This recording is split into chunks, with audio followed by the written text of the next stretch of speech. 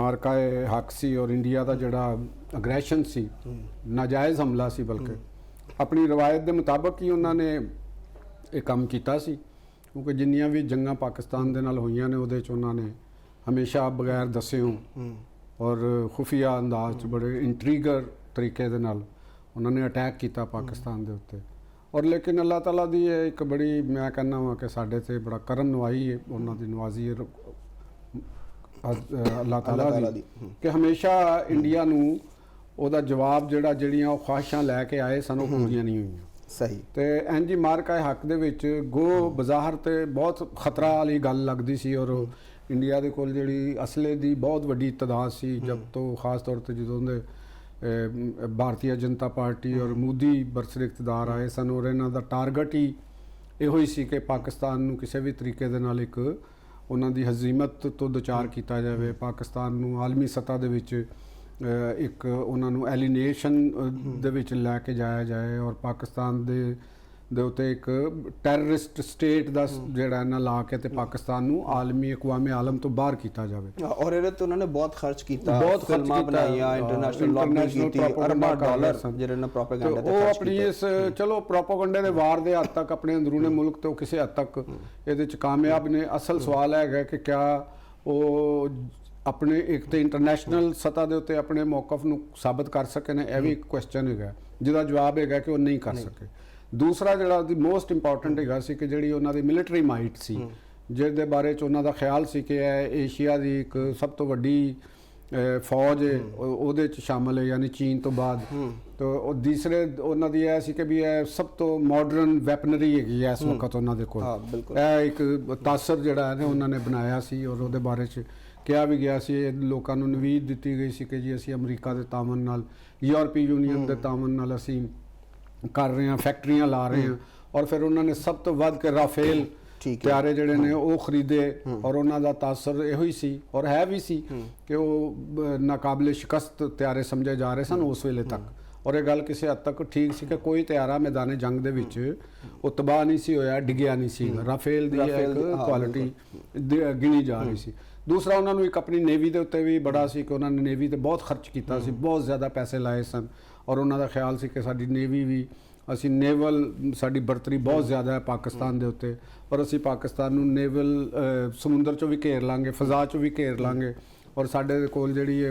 Infantry दे भी साडे कोल बहुत टैंक बहुत आला ने, इसराइल दा बहुत असला है साडे कोल, यानी वो सारियां चीज़ां उन्होंने बिल्कुल। अगर असी तादाद दे वाले नाल वेखीए ते फौज भी उन्हां दी ज़्यादा, टैंक भी उन्हां दे ज़्यादा, उन्हां कोल जहाज़ भी ज़्यादा ने, टैक्नोलॉजी भी उन्होंने। असल सवाल है कि टैक्नोलॉजी असी ये गल मैं जी गल इस वक्त कर रहे हाँ वो है कि नॉन कन्वेंशनल जी वैपनरी की भी गल है, एटॉमिक मामला तो डिस्कस नहीं हो रहे, सिर्फ असी जी नॉन कन्वेंशनल डिस्कस नहीं, जी कन्वेंशनल वैपन जोड़े ने उन्होंने विच इंडिया तासर है दे रहा सी कि साडी बहुत ज़्यादा बरतरी है पाकिस्तान के उत्ते, बल्कि उत्ते कहता सी कि जी असी दूसरे मुल्कों के विच भी कार्रवाई कर सकते हैं, असी फलां कर सकते हैं, असी ये कर सकते हैं। तो और दहशतगर्दी का पाकिस्तान बड़ा शदीद दबाव के उत्ते सी उस मौके के उत्ते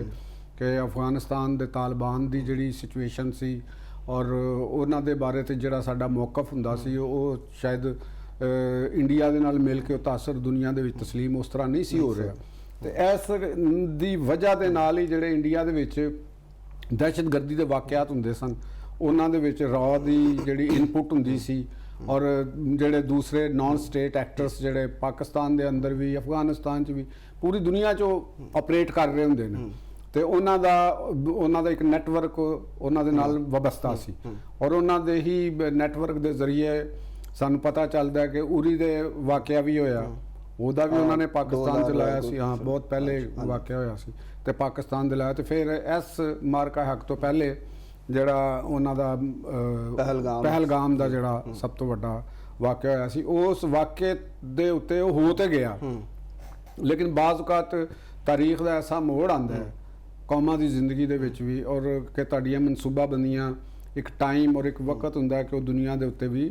होना शुरू हो जाएगा। पहलगाम का जोड़ा वाक़या होया उहदे जिहड़े बाद विचों कुछ चीज़ां इवेंट चेन ऑफ इवेंट बनी उहदे च पाकिस्तान ने बड़ा एक कामयाब स्ट्रैटेजी अपनाई,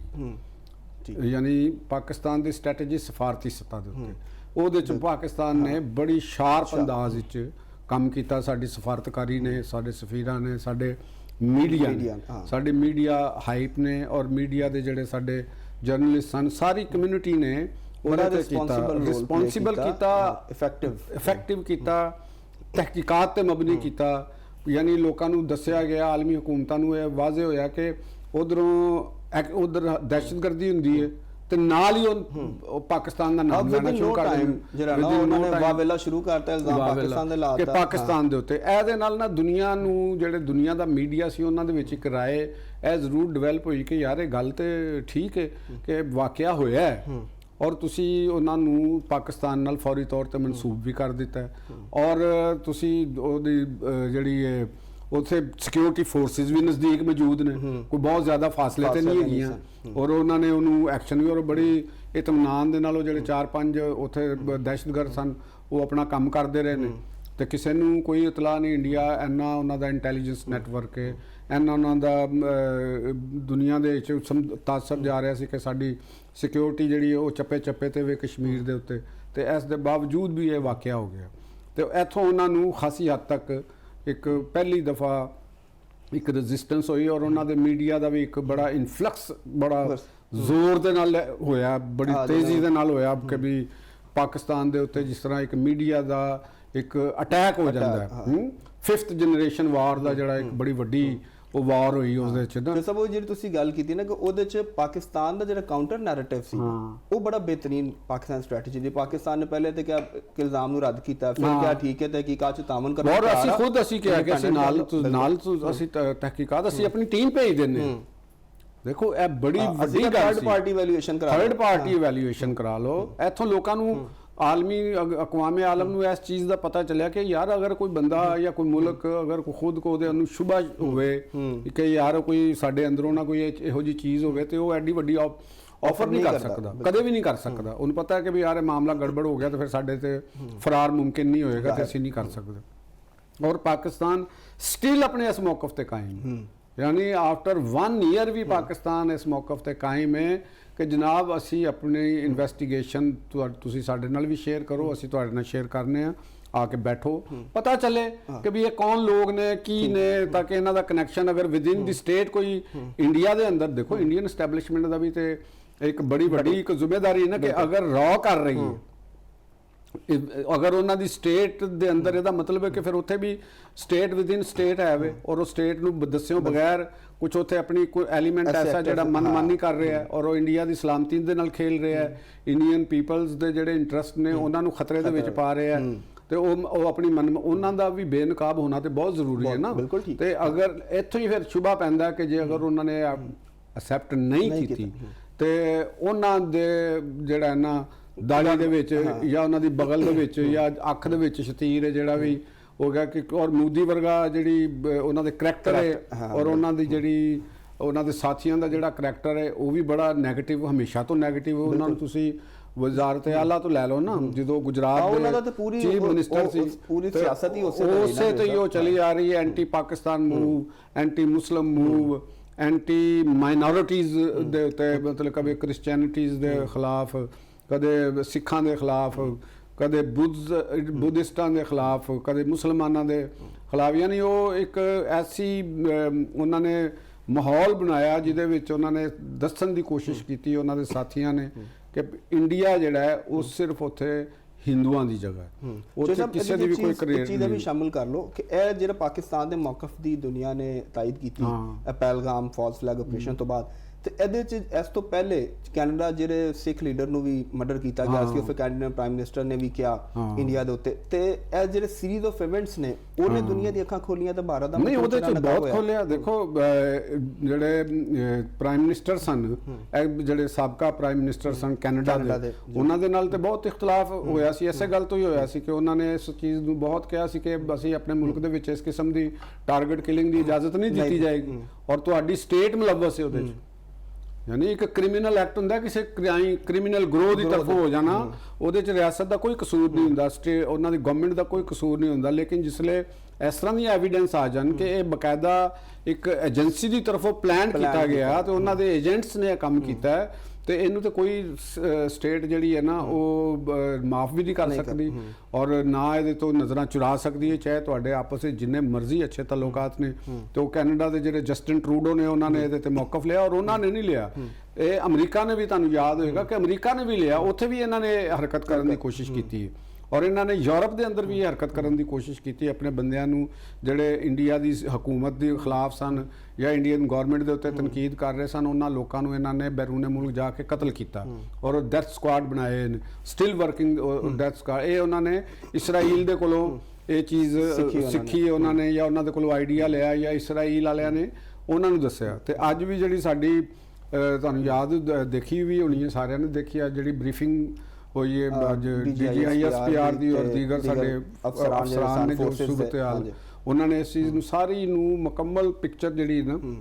ਉਹ ਖੋਲ ਕੇ ਰੱਖੀ ਹੈ। ਸਭ ਬੜੀ ਲੰਬੀ ਬਰੀਫਿੰਗ ਦਿੱਤੀ ਹੈ, ਹਰ ਇੱਕ ਐਡੀ ਵੱਡੀ ਸੀ, ਉਹਨਾਂ ਦੇ ਕੋਲ ਰਿਕਾਰਡ ਸਾਰਾ ਮੌਜੂਦ ਸੀ।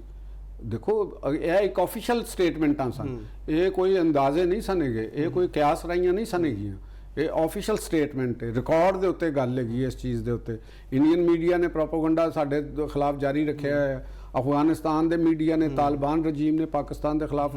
ਕੀਤਾ ਹੈ ਔਰ ਇਹ ਨੈਕਸਸ ਦਾ ਵੀ ਦੁਨੀਆ ਨੂੰ ਪਤਾ ਚੱਲ ਗਿਆ, ਜਿਹੜੇ ਨੈਕਸਸ ਨੂੰ ਇੰਡੀਆ ਪਾਕਿਸਤਾਨ ਦੇ ਖਿਲਾਫ ਇਸਤੇਮਾਲ ਕਰਦਾ ਸੀ, ਯਾਨੀ ਉਹ ਤਾਲਿਬਾਨ ਨੂੰ ਪਾਕਿਸਤਾਨ ਦੀ ਪ੍ਰੌਕਸੀ ਦੇ ਤੌਰ ਤੇ ਉੱਤੇ ਪੇਸ਼ ਕਰਨ ਦੀ ਕੋਸ਼ਿਸ਼ ਕਰਦੇ ਸਨ, ਠੀਕ ਹੈ ਨਾ ਜੀ, ਔਰ ਉੱਥੋਂ ਸਪੋਰਟ ਕਰ ਪਾਕਿਸਤਾਨ ਨੇ ਇਨਕਾਰ ਕੀਤਾ, ਹੁਣ ਉਹ ਖੁੱਲ ਕੇ ਸਾਹਮਣੇ ਆ ਗਿਆ। ਤਾਲਿਬਾਨ ਔਰ ਇੰਡੀਆ ਆਪਸ ਵਿੱਚ ਕਿਸ ਤਰ੍ਹਾਂ ਇਕੱਠੇ ਨੇ ਔਰ ਉਹਨਾਂ ਦਾ ਏਜੰਡਾ ਕੀ ਹੈ ਕਿ ਪਾਕਿਸਤਾਨ ਦੇ ਖਿਲਾਫ, ਪਾਕਿਸਤਾਨ ਨੂੰ ਡੀਸਟੇਬਲਾਈਜ਼ ਕਰਨਾ। ਤੇ ਪਾਕਿਸਤਾਨ ਨੂੰ ਡੀਸਟੇਬਲਾਈਜ਼ ਕਰਨ ਦਾ ਮਤਲਬ ਹੈਗਾ ਕਿ ਤੁਸੀਂ ਇਸ ਪੂਰੇ ਖਿੱਤੇ ਦੇ ਅੰਦਰ ਅਦਮ ਇਸਤਹਿਕਾਮ ਪੈਦਾ ਕਰ ਰਹੇ ਹੋ ਔਰ